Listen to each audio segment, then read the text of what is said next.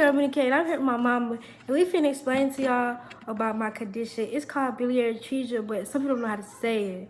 So yeah, they go wrong. Okay, so when Toriana was 2 weeks old, she was diagnosed with biliary atresia. Biliary atresia is a disease of the bile ducts that affect infants. So when she was born, her liver couldn't produce bile. So one day, when she was 2 weeks old, she was having a bowel movement and she was screaming to the top of her lungs. So I thought that she was constipated or she just had gas. But throughout the whole time, she screamed for like 30 minutes.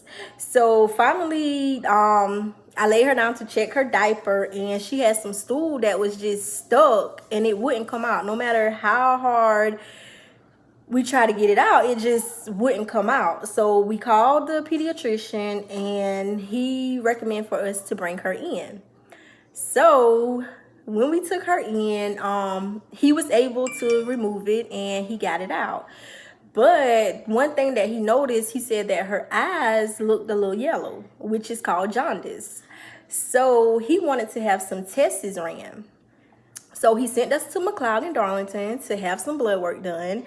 And we had the blood work done. And within an hour of having the blood work done, he called back and said that he had to contact MUSC Children's Hospital and that he needed us to be prepared to go there the next morning immediately.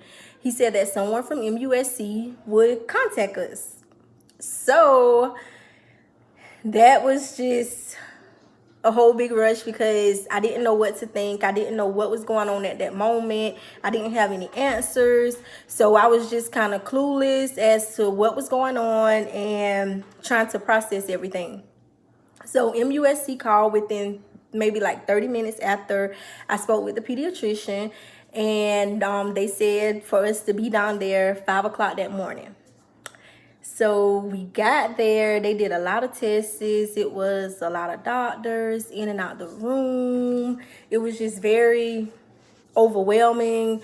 It was kind of like something that you see in a movie because I've never experienced that and I never known anyone else to experience, but it's like something that you see in a movie. So at that moment, we're sitting in the waiting room and we had different doctors coming in and telling us a little bit about what was going on, and they said that they needed to go in and do a procedure called a Kasai. So they told us that we could go back home, but we had to be back that next morning prepared to stay for a while. They also told us that they didn't know what would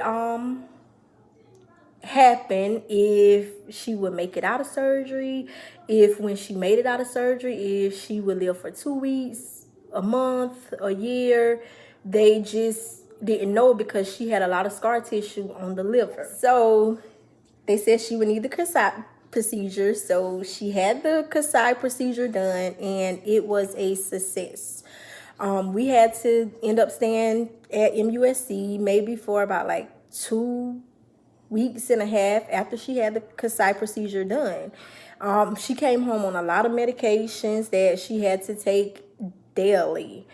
That was a very big responsibility because that was just something that, like I said, something that you would see on a movie. I never could imagine anything like that happening to anyone or imagine anybody going through that with their child.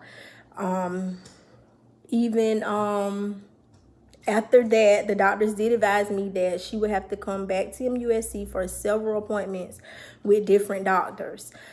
They also said that although she had the Kasai procedure, eventually she would need a liver transplant because that's just how bad her liver was scarred. Hey y'all, so that was just part 1 of my transplant stuff. The next part is going to be like getting in more deeper of it. But don't forget to like, comment, and subscribe, and tell a friend, tell a friend, tell a friend. Stay tuned, y'all. We got more stuff coming for y'all. Bye, y'all. It's your girl, Monique.